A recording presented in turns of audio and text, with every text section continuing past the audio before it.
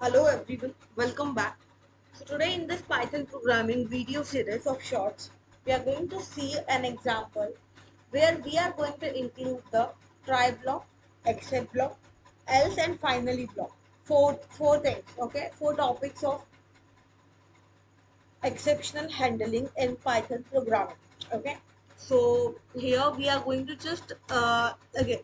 Let me just give you an example where we are going to just get the square of a number. Okay, we are going to get the input from user. So within the try block, we are going to just take the input from user. I'm going to take a number integer. So that would be int kind of. I'm going to just take the input and here I can just simply type out as enter the number, right? For user it will be just reflecting out on screen, just enter the number, and we are going to just print out simply that square is right.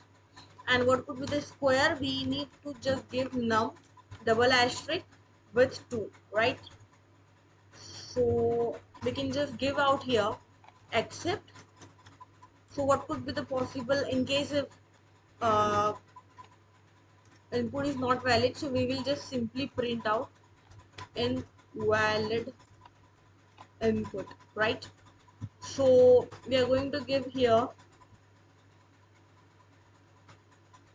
the else block. So else block is something in case the error is not occurred, so else block is going to run.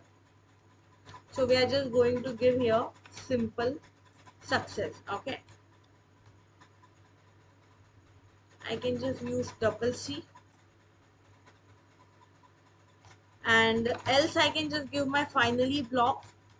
What could be the finally block? I can just simply type h finally. Okay, if I'll just try to run the program, and if I'm just going to give the square of 6 I'm trying to get, right? So success because no error found out.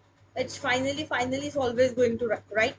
So what we did, we have taken a try block, we have taken the integer kind of input. Okay, so we have just given the logic as well. If the error occurred, so except block will run. Okay, if not, so try blocks logic will run, else run, and finally will run. If error occurs, so except will run, finally will run, right? In case if I'm just trying to get the response again, I'm going to give some invalid input. Let's say fgh, something invalid input, right? Let's just try to get the response.